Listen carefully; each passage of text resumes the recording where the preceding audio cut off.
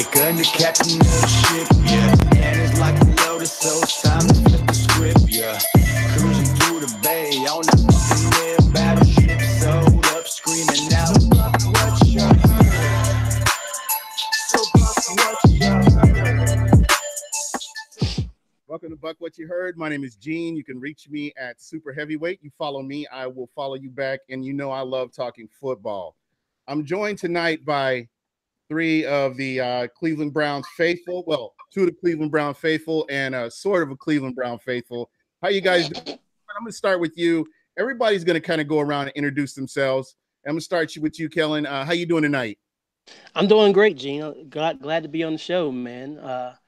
Happy to be here with my Browns in our blood cohorts, and we're going to talk about the game coming up. So I'm excited. I'm ready to go. All right. Hey, what's up, Gene? All right. How you doing, Anthony? Pretty good, man. How you doing? Doing good. Everybody, how they can get a hold of you and introduce yourself. Everybody can get a hold of me on Twitter at WVTreyS3, and then Instagram WVSTrey3. But I don't post much on Instagram, to be honest. Oh, yeah. We're working on it. I probably need to work on that too, right? All right. And last but not least. What's up? Hey, my name's Eric Jordan. If I go by Monster Lung, you can contact me or follow me at Monster Lung, MONSTALUNG. That's Instagram, Facebook, Twitter, all that. And I'm ready to talk some Browns football. Let's do it. You got the Cleveland Browns versus the Tampa Bay Buccaneers. And we're never getting invited back to a show again. Nice. No, yeah, that's what I like to see. That's what it's all about right there. This is going to be a really interesting game. This has been one of those games that I've kind of had marked on the calendar.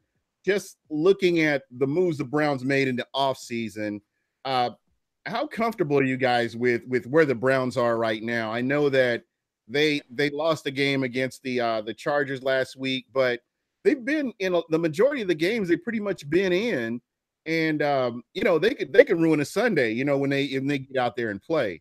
So how you guys feel about the progress of the Cleveland Browns so far this year? I like Anthony, the progress a lot. Yeah, I'll take it first, man. I like the progress a lot this year. I was excited for Jarvis when they got him personally. I think last week was an anomaly of a game for them. They were outmatched, outclassed. I mean, Los Angeles is always had like a good team on paper. So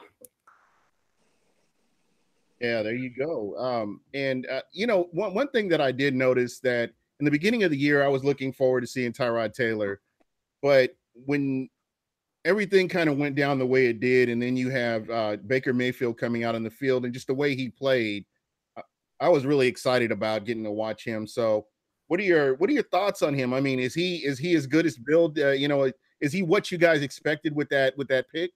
Definitely. You could see. I mean, Tyrod. Because I was like you, I was cool with Tyrod coming in and do his thing.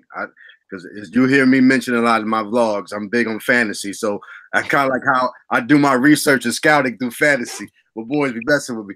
But I was pumped on Tyrod because Tyrod got me through a couple of seasons. But we went to camp, and when we went down to Berea and watched the two side by side, it's night and day. As much as I like Tyrod, you see Baker in action, you're seeing something special.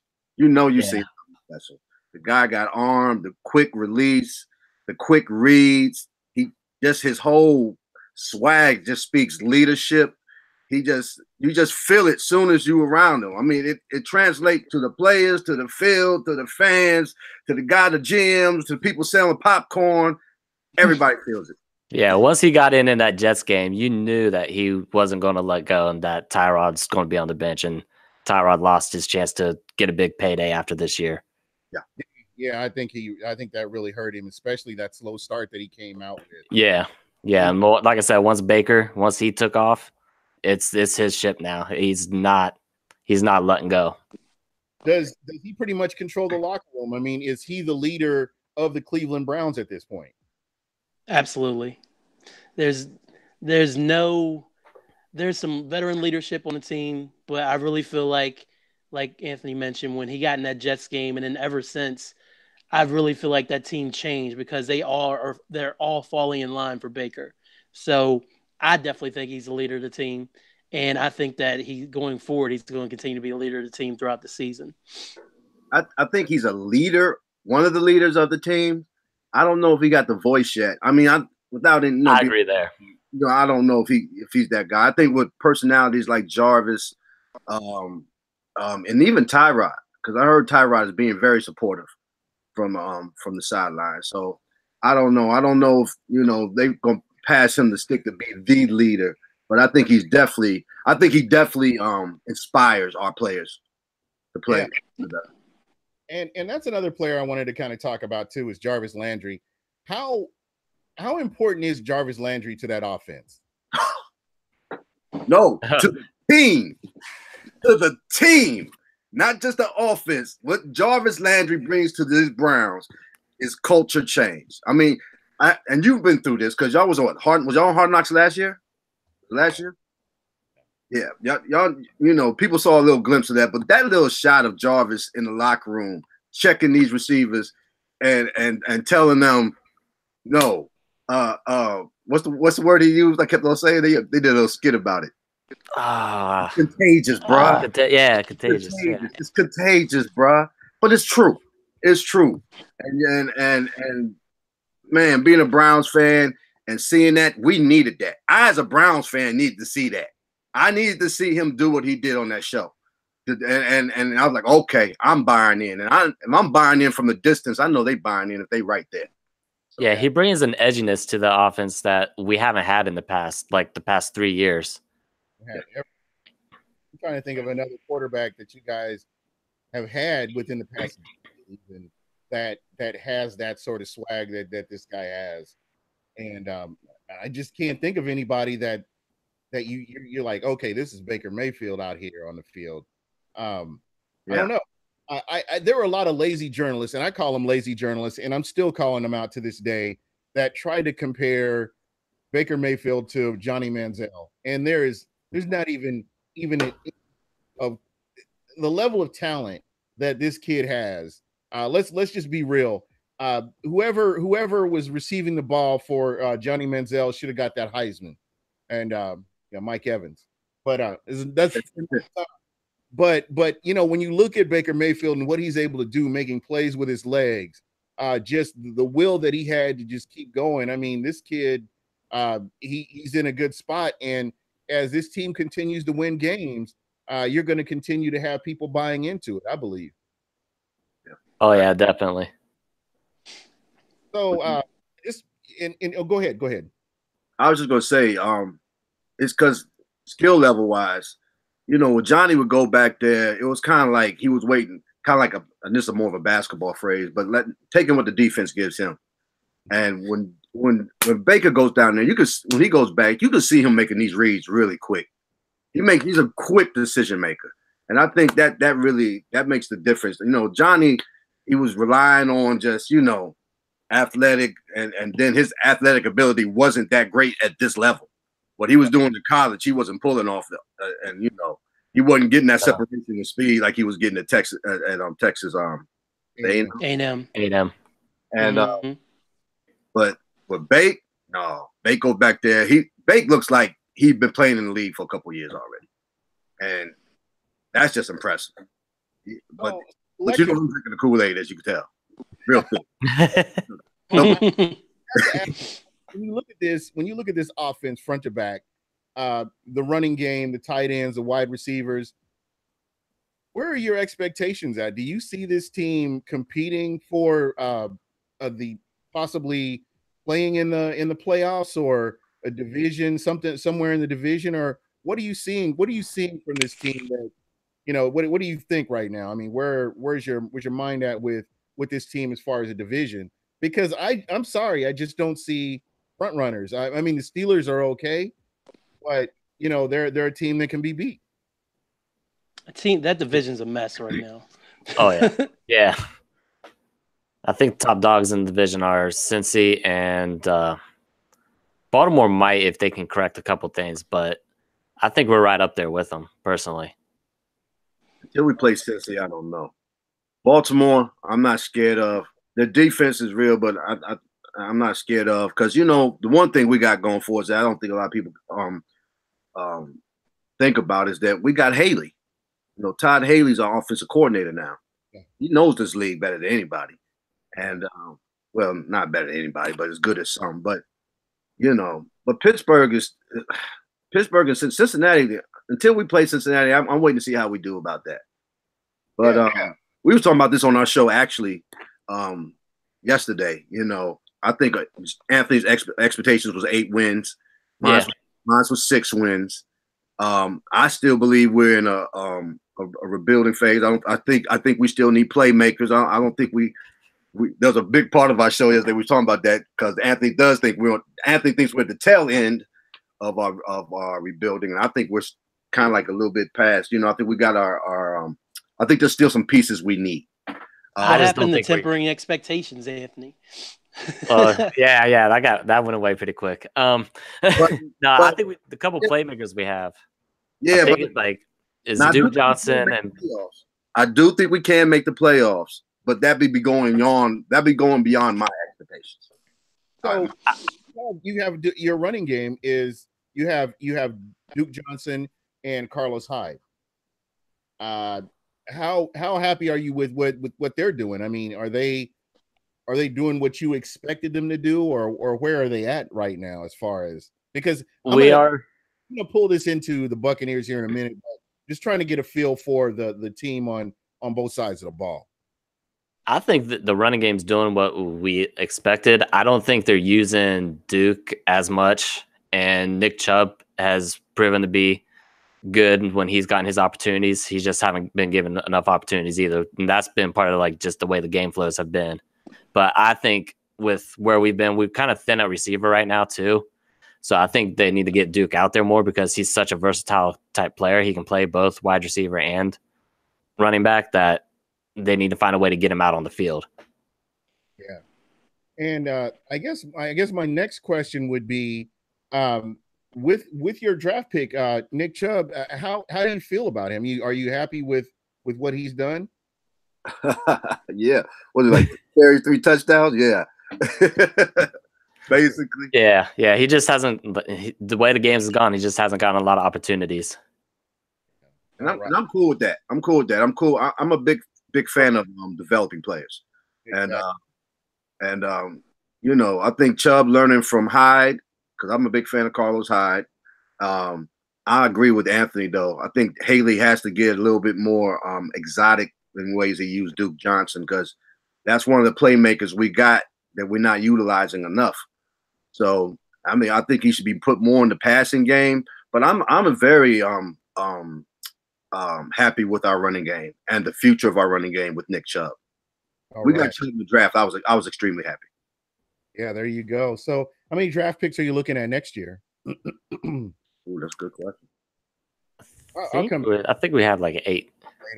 I want to get on I want to talk about the defense because to me that was the part of this team that really stuck out to me was the defense and the players you've gotten in the last few drafts and who you got in this draft and how all this is coming together. How happy are you with this defense? I think they're that close to getting everything together. This team, the defense gelling and coming together and starting to have consistently big games. Go ahead and take it, Eric. Man, I love this defense. What's the first time we've been first in anything? And we was first in takeaways for the first 3 weeks. Man, you were first in the draft. Now I wasn't going to take Ward. I actually wanted Chubb. I wanted Chubb on that D end. I didn't know much about Ward. All my people back in Cleveland, though, they were like, yo, he's the real deal. And actually, over Ward, I had Fitzpatrick. So it's like, yeah, I was really sleeping on Ward. Oh, man. Mm-hmm. I ain't never been so happy to sleep on somebody in my life. That boy, hey, he been defensive rookie twice, right? Twice. Yes. Yeah. Yo, our division is about defense. AFC North, if you ain't got a defense, you ain't competing. So that's true. So That's where it really starts. And then with us having our defense and this young QB we got, man, dude, I'm just sitting back with popcorn. I'm ready for it. We have Popcorn man. real pep. I mean, he's somebody that I guess you guys have him returning kicks too. Yeah, he actually did well this last game returning kicks. He hasn't done well the rest of the season though. That's just putting it mildly. I don't like him back there. He's too big of a commodity, man. Why take the chance? I ain't with it. Matthew Days needs to be back there, right, A? Daggone right, Matthew Days needs to be back. He's cut. He got cut. So I kind of want to transition into this game on Sunday with the Tampa Bay Buccaneers. And I don't know how much you guys have really been watching the Bucs and the offense and how they played, but I just kind of want to get your ideas on what do you think they're going to have to do? The Bucs are going to have to do to stop the Cleveland Browns, just based on what you've seen so far. It depends on which Buccaneers show up. Yeah. If that offense that your offense scares me because I don't know who's gonna show up. You know, they're bipolar. Real talent on that offensive side, and if they start clicking wide receiver to Evans and Jackson and Braid and Howard, man, yeah, y'all spooky because you're unpredictable. Yeah, this is true. I think Jameis Winston ended up with like 395, 4 touchdowns, and 2 picks. That's insane. Wow. Yeah. And that's like what his second start back, right? First game back. First start back.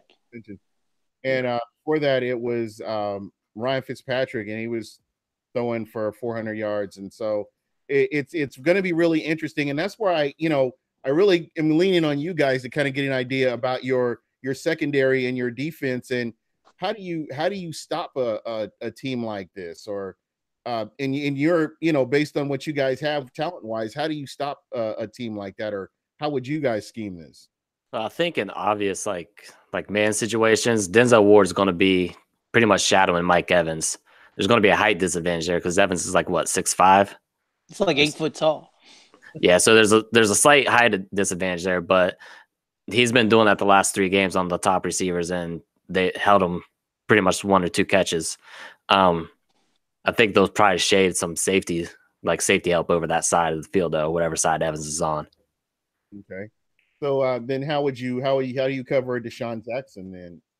That's the part I'm wondering about, because the other cornerbacks we have are good with man-to-man, but we're also down one who's had wrist surgery. Yeah. Mr. Mitchell. Yeah. The other player that worries me too, Chris Godwin. Godwin has been balling, man. I know. He's had 6 targets a game the last 4 games. Yeah. Mm-hmm. He's had a touchdown on 4 or 5. I've read that somewhere. Yeah. And then again, there's just so many different weapons out there. And I was just wondering, how does the defense, because you guys do have a great that 3-4 defense. The Bucs historically have had issues with the 3-4 defense. We just have. Just even before this regime was in here, 3-4 has always been somewhat of an issue, and I'm not sure what it is. If because you can disguise blitzes a little bit better, or I'm not sure what it is, but they just have. And I was just kind of wondering, just based on that, how does that work out for the Cleveland Browns? And I know you talked about your secondary and your other safety. Who is your other safety? Randall. Randall. Demarius Randall. Okay, yeah. Demarius Randall. Okay. But honestly, if he's able to drop back and we're relying on coverage to stop y'all guys, it don't work for us unless we're getting back there in that backfield. James got to get that shirt. That shirt's got to get dirty. Yeah, and the blitz has got to get through. It seems like Denzel and the boys in the back have a good day if Miles is having a good day. Yeah. So if Miles gets back there, puts in work, makes your boy hurry up and throw it real quick, and make some bad decisions, that's what we hope. But the thing that I worry about with both Jameis and Fitz, they not scared of throwing interceptions. Yeah, that don't shake them at all. Ooh, good point. They just put it up there. They just you know, and hope that their playmakers are gonna make a play. And that worries me. That worries me a little bit. He's a blessing and a curse. He's one of my quarterbacks, and I've been following the Bucs for a long time. And I can tell you right now, he is one of my favorite quarterbacks of all times for the Bucs. And just the fact that he's not scared. And, yeah. You know, you got, and what's funny in the combine, everybody on Twitter was just burning this guy because he ran, I think, like a 5-something in the combines, in the 40. And everybody was like, you know, tripping about this guy, but you watch him, he makes plays with his legs. Oh yeah.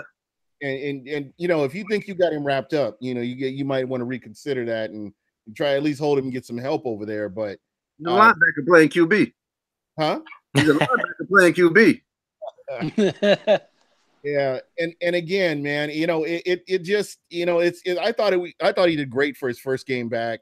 Hadn't played since preseason, and he came into the second half of that monstrosity of a game against Chicago, and you know, he's bounced back and he's done pretty good. So we'll see how this all works out.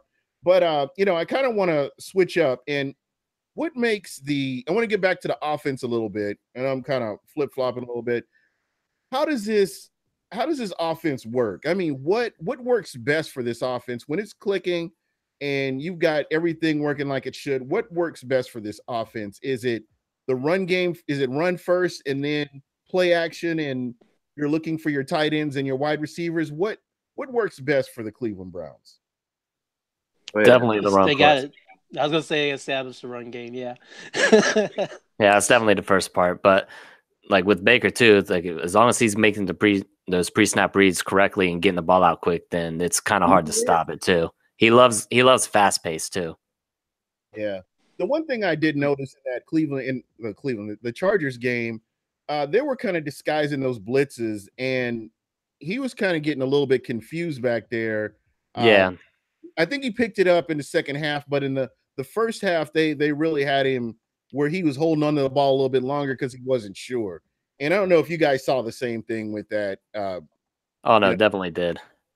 That was the first game that he seemed hesitant.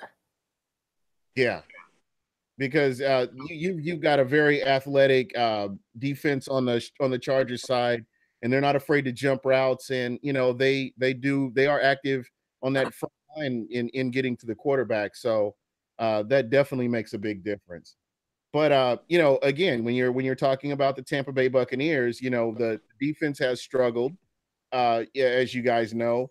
Are there opportunities? Who are your tight ends? I mean, are these guys that you are comfortable relying on? You know, for Baker Mayfield? Oh yeah, I'm definitely. I think Njoku is one of our playmakers. He's just got to concentrate some.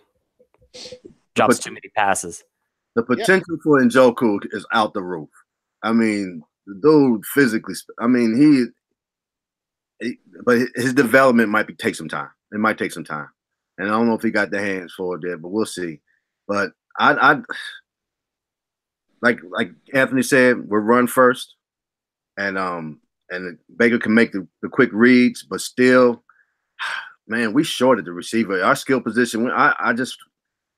With our wins are going to be grind out wins. We're going to be grinding it out. You know, our defense is going to hold them down to 17, 21 points. Hopefully we can find a way to squeeze in there. But that running game's got to be running for us right now until we get more talent around Baker. I still don't think we have enough talent around Baker. And I think you're going to see what we're feeling, because I think a lot of people feel it. But when it gets real, we get around these real teams, these real strong teams, you know, we can't hold up yet. I don't think that. So I think we're gonna grind out, and the future is coming. Bake's gonna pull some out for us, I think, though. Okay. Yeah.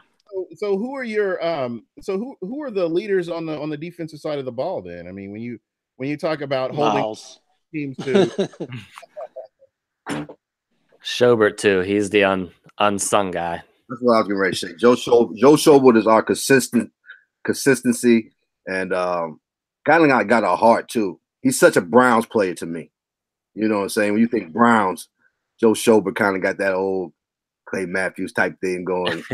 You know, I like Joe Schobert a lot. But you know, our skill players, you know, Ward and definitely Miles, that's the future. Yeah, most definitely. Yeah. James Collins playing a little better this year than I thought. James Collins has stepped up a little bit. Okay. All right. So you know, just kind of going back to, you know, what we were talking about, how do you stop that Bucks team? I mean, who do you so you I know you talked about Mike Evans and some of these other guys. We haven't talked about your linebacker core. I mean, how comfortable are you with your linebacker? I think we're all right there because Kirksey's there. And like you said, Collins. Schobert, as long as he plays, I don't know if he's going to play this week because he had the hamstring. Haven't heard anything yet. But overall, I think we're all right with our linebackers. To be being out, so I'm not sure. I mean, I think I saw he didn't practice today or something like that. Yeah, and it might just be something like that where he's just not practicing and will still play. Yeah, and with hamstrings, you just got to be careful because that's something that can nag you for the rest of the season and can end up potentially getting worse. So, yeah, one of those things. So, you know, again, guys, what are your predictions? Do you see the Browns winning this, going into Tampa and winning this game? Browns are winning. Yeah, I see the Browns. If our defense shows up, I mean, like we was talking about this on the show, we might have hit the wall, and we might drink a little bit too much Kool-Aid, feeling ourselves a little bit. I expect the defense to react. I expect Greg Williams to really be in those boys' butt this week. Pause. But pause. How happy are you with? And what do you think about having Greg Williams in Cleveland? How happy are you with what he's been doing so far? I mean, I like it a lot better. It's the definition of the Browns. That's what Greg Williams is. That's what we are. We are Greg Williams. Yeah, I like what he's doing a lot better this year than last year. But last year he didn't have enough of the players, I don't think, for this system. Do what he needed to do last year, and just, I mean, geez, when you go into the draft and you got the keys to the car and you can get basically anybody that you really want, you can get them. And what they did, I'm like, wow, you know, I think they did great. Is this coach the answer? Is he going to get this team over the hump and get him to the promised land? Is he that guy? I'm going to take this one. You've been quiet. Well, that's what I do on the show too. I let them get their points out. I just kind of guide the conversation. See, I think he is just going to be. He's not the guy to take them to the promised land. He's going to get them through this season, and depending on how things finish out, he might get the next season. But I really don't think he's the answer at head coach. What does he mean? Yeah, that's an ex-Raiders right there. Remember, that's a Raiders fan talking about ex-Raiders head coach Hugh Jackson. And I used to love Hugh Jackson, man, but I see it, man. I just see it that sometimes it just isn't there. This isn't our guy. This isn't the guy. What's up? I'm sorry, guys. I'm bought in a little bit. I'm bought in. I wanted to see how he handled these first. And I like the relationship he has with players. You know what I'm saying? I like the relationship. I like the way he's able to talk to them and encourage them. And I also like the way he challenges his coaches. But at some point, you got to get results, man. And you don't think there's a result? You don't the last 2 years, and like when you combine it all, man, it's hard to stick with all the way through. I'm with that guy down there in the corner, or this corner. Yeah, man. Like that's the hardest part. Those last 2 years, when you really look at that. Like, granted, that first year was basically a pass, but last year it's hard to go. When you go 0-16, it's hard to correct it. I'm surprised he's lasted as long as he did. I didn't think he would get to week 6, week 7. I thought he'd be out after 4 weeks this year. So you telling me what does you have to do? Well, let me ask you this, because we're kind of, I would say the Bucs and the Browns are kind of kindred similar. The coaches and getting rid of the coach and bringing somebody else in. One thing I will say is and a lot of people disagree with me about that. It's the culture. Coaches coach, players play. You got to go out there and execute those plays. And a lot of that, I know people try to make that's a reflection of the coach. Players got to go out there and do their job. This is what you get paid the money. You get paid to go out there and wrap up and, not get costly penalties. You go out there to execute the scheme that the defensive or offensive coordinator is putting out there. And, again, does that fall back on the head coach? Is there not enough discipline, or where actually is the problem here?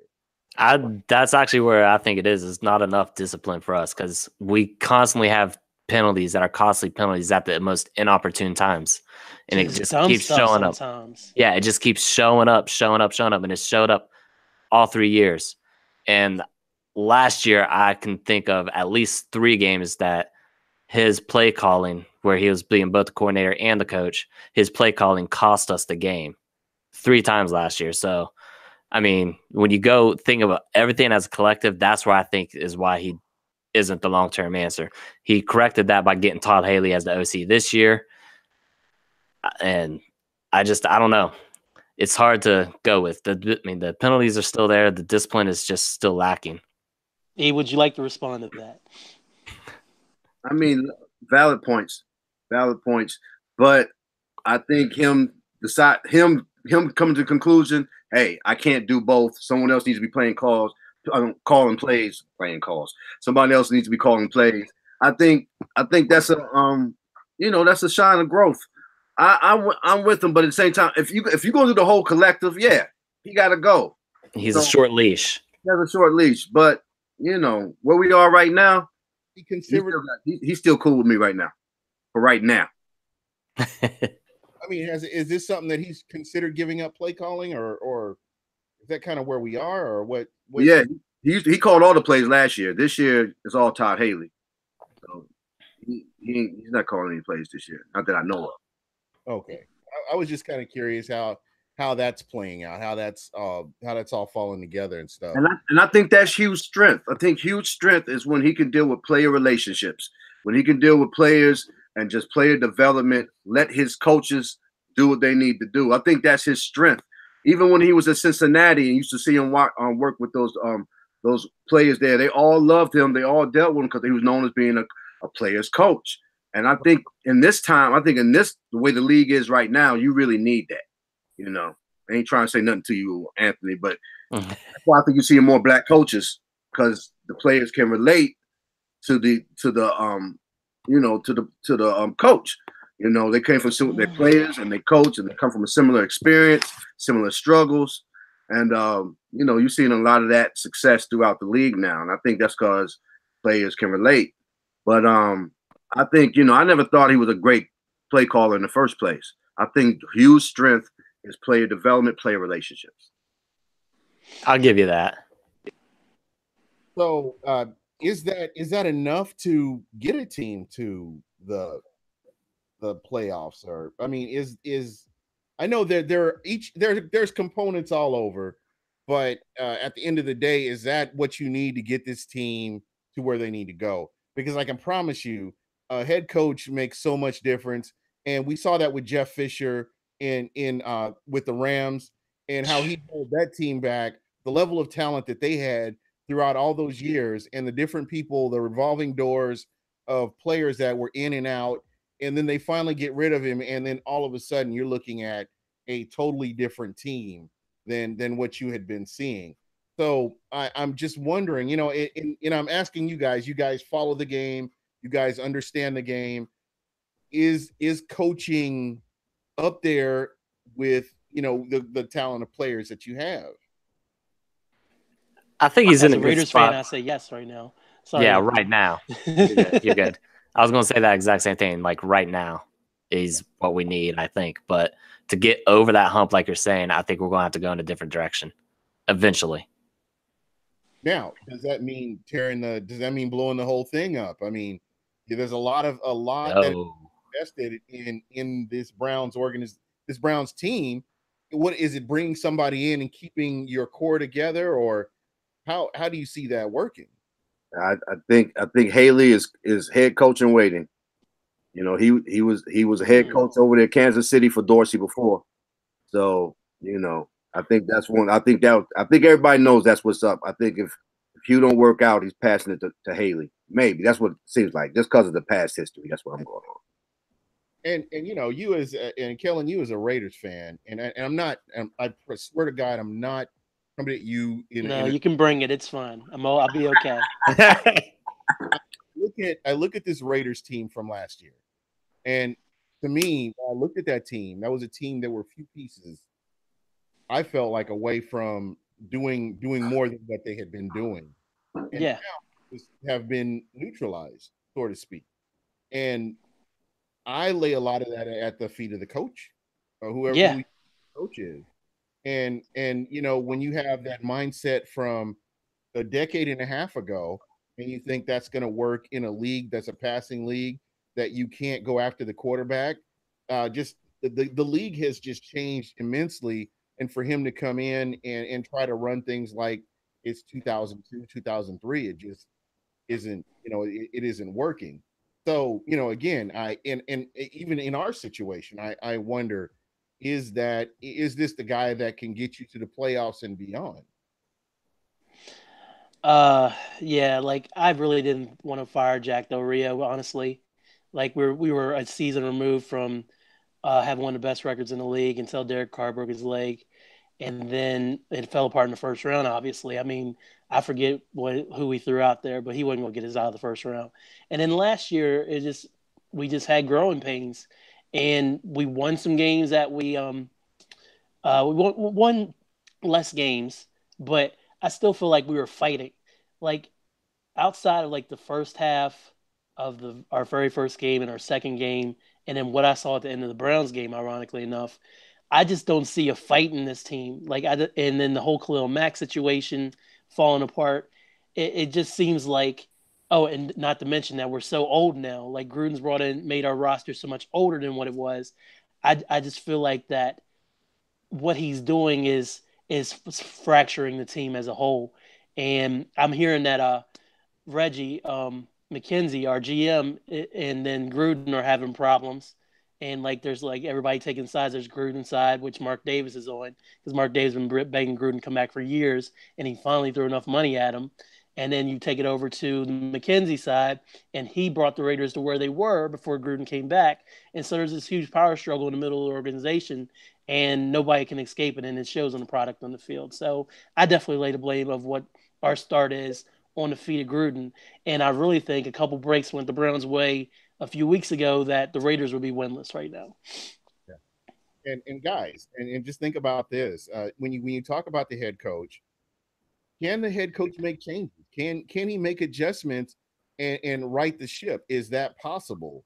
I mean, with what you're seeing from and again, I like your head coach. I think you guys have a great. I like Hugh Jackson. I thought that he needed an opportunity. I still don't think he has all the pieces that he needs to really implement what he needs to do. And I hope that he gets at least another season, maybe another season after that, just to get everything in place along with the general manager, just to see what you have. But what you're seeing from him that you're not real comfortable with, do you see him being able to change that or go in a different direction, or to, you know, basically make adjustments to right some of the things that he's not doing correctly for you? I think so, just because he's shown he can do it coming into this year. You know, he made the adjustment to stop calling plays. So I think I think he can make the adjustments and changes necessary. I just don't know if it's going to happen in time, like soon enough. Right. He's definitely on the clock. So, do you think there's like a number of games he has to win this year in order to keep his job? Is he on that kind of a short leash, or is it one of those? Think so. I think 6. Yeah, at least. Yeah.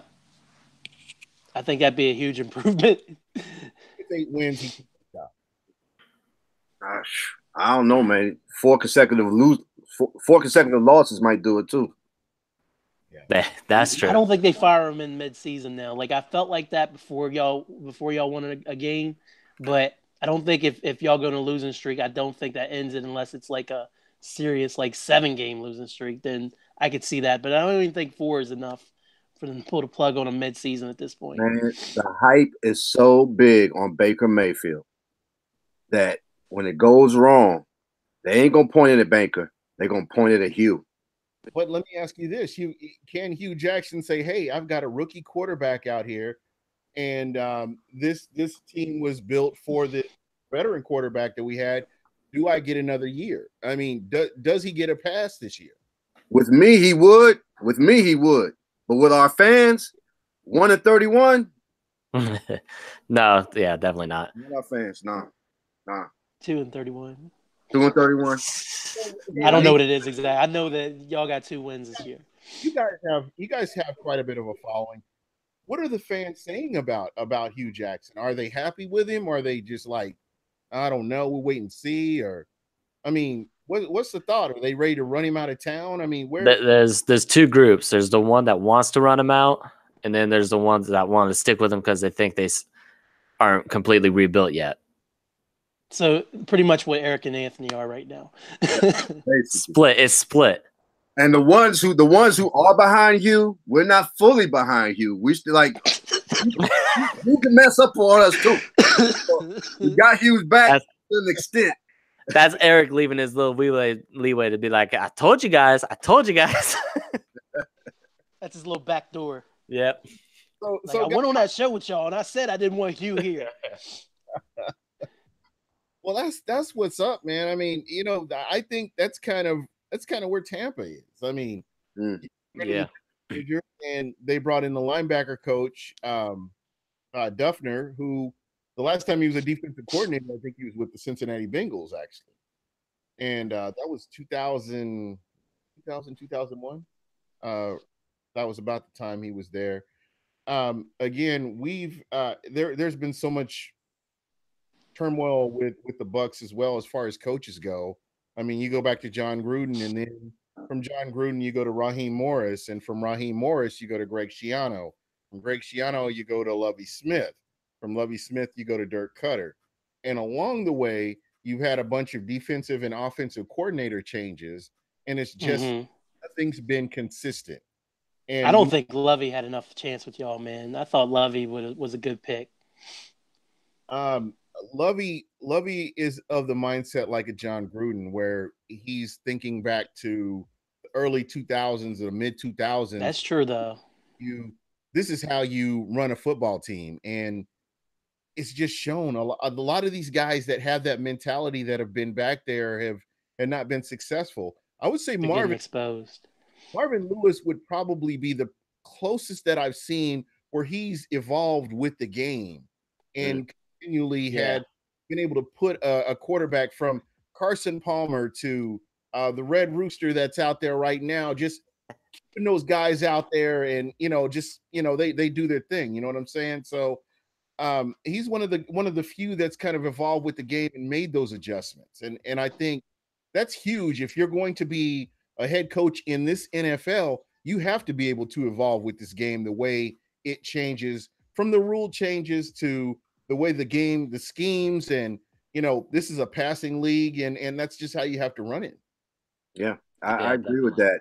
And you can see everybody, you can see the direction the league's going there with your Sean McVays, your Nagy's. And I mean, even Haley, I mean, like, think about it. We got Haley because 40 points wasn't enough for him in the playoffs last year. Yeah, pretty much. So, this a passing league. They're getting a lot more creative if they still from that mindset. And I agree with you, man. There was something about Lovie. It was just something about Lovie. I was like, ain't got it. Yeah. But and he's one of those guys that decided to call the defensive play calling.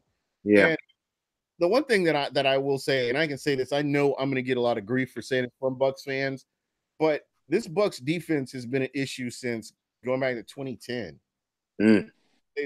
There's been something about this defense that has not been consistent.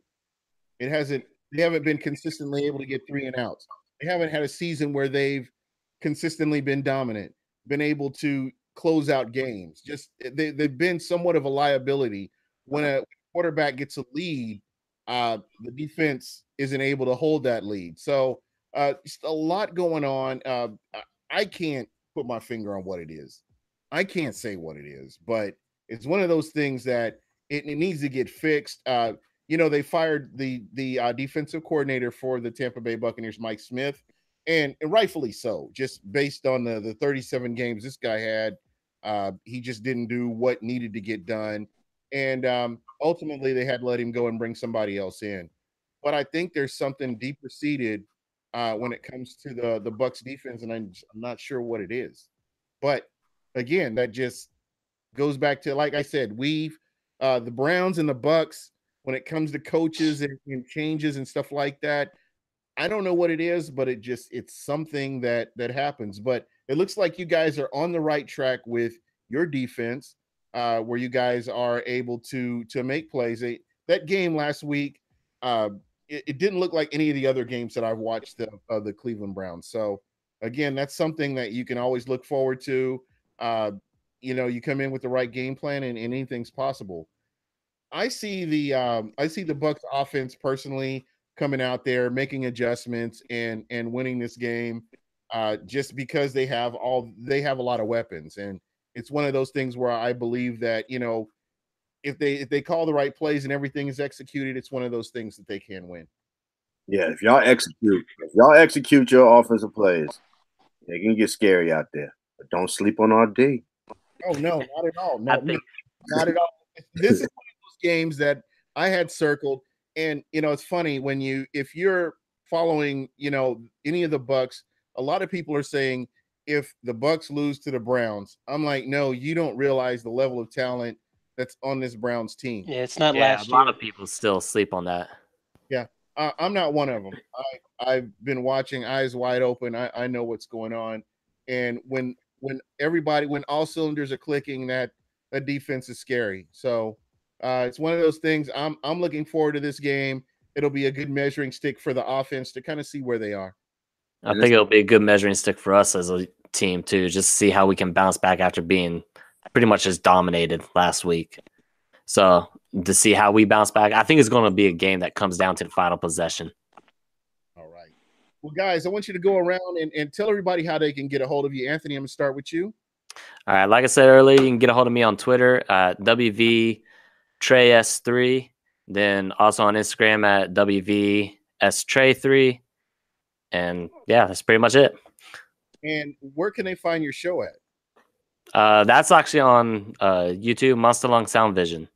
That's all on Eric's stuff. All right. And Eric, I'm going to go to you next. Yeah, you can find me at Monsterlong. That's MONSTALUNG, and that's at Twitter, Facebook, and Instagram. The YouTube page is Monsterlong Sound Vision. MONSTALUNG, Monsterlong Sound Vision. SOUNDVIZION. All right. And Mr. Raider, Kellen, how you doing, man? Tell everybody how they can get a hold of you. I'm doing great, Mean Gene. You can find me on Twitter at B-. You can find me on Instagram at the B-. And then if you want to follow the podcast group, it's called -podcastgroup.com is the website, -podcast group. It's -pod group on Twitter, -podcast group on Facebook, and -podcast group on Instagram. And I think I said -pod group on Twitter, just make sure. But yeah, you can find this show on there as well as some other great content. So make sure you check them out. And I know we talked about this off camera, but how many different teams do you have in your podcast group? I have 5 shows, I believe. I have this one, Browns in Our Blood, which is weekly during football season. Have my show, which is called Nation, and that's whenever I get around to it, but I try to get a couple out a month. Then I have a sports show called Lemon on the Edge, which is normally about weekly right now. A show called It's Like a Podcast or whatever. They actually have their own YouTube channel, and it's Like a Podcast, whatever, on YouTube. They're out of Boston. And then lastly, Catch the Show by EG. He reviews music, goes over music news, and reviews tour shows. He just put out an episode about Elton John's farewell tour that he's going around doing right now. So he's doing that weekly. It's called Catch the Show. So 5 shows, if I can count right. think you guys do a great job, and I would love to see you putting out more content. You guys do great, man. With when it comes to the Browns, your fan base has been long suffering. Just everything that they've had to go through, and it's to me, I respect that because you guys year after year you come back. This is our year, and that's what it's all about. That's what makes sports fun. That's when you get ready, you get in your gear, and you go out there and you rep your team, and that's what it all comes down to. So again, I really want to get you guys on after the season's over, just getting ready for the draft and stuff like that. We'll definitely stay in touch, because I love your content, and I've actually got you guys Appreciate that. and at work when I can throw the headphones on, I listen to your show. So you guys are a part of my rotation now, and I appreciate that. That's what's We up. appreciate you. Yeah, we appreciate that, man. And thanks for having us on here. It's been a lot of fun. Be on our show now. Huh? You gotta be on our show now. Oh, absolutely, man. You let me know. I'm there. I'll be glad to come on. I love it. It doesn't even have to be me as talking about the Bucs. I just love talking football. And the most stressful time in my life is when it's the off season where you can't talk about football. I ended up watching the lingerie bowl or watching something. Arena football. Something. Lingerie bowl. I think that's just what it all comes down to. So, it's one of those things. And one thing I like to do before I roll out is get everybody's final thoughts. Everybody's got a final thought, whether it's about something world events, just anything. Just hit me with something that your final thought, and we'll roll up out of here. Nice. Okay. Who wants to go first? Because I got to think about mine. I got to think about mine real quick. All right. Kellen, you go ahead and start. All right. My final thought is just I'm going to say what I always say on my podcast. Power positivity is real. So just get that negativity out of your life, no matter what that may be, no matter what you have to do. You got to do you. That is my final thought. All right. Eric. Oh, I'm back. I was out for a minute. I didn't even hear you guys. What's going on? Oh. We're doing our final thoughts about anything. Yeah, just whatever. Final thoughts about anything? Yeah. Yeah, anything you want. Life, football or none. Life is too short. Live it to the fullest and do you. There you go. There you go. Oh, my Punisher, the TV show. That is one freaking gory show. I just finished that whole season in like 2 days, and it is freaking gory. It messed with my brain. So you recommend it? Oh yeah, definitely watch if you got it. Definitely gonna have to check that out then, fellas. For me, it's all about network, about meeting new people, making connections. That's what makes sports fun to me. You meet people that you normally wouldn't hang out with, or you normally didn't know. I met 3 great people right now that I can kind of add to my circle. Aww. And I appreciate that. I appreciate you guys. And I'll be following you guys to see what you do throughout the season. It's just one of those things. And it's one of those things I encourage everybody. If you have a show, you have a podcast, your goal should always be to meet 31 other people, or if not more, just from the other 31 teams. Just meet new people, just network. That's what makes the sport great, man. And it will continue to be great as long as we're able to do stuff like this. And just remember, podcasts are the way of the future.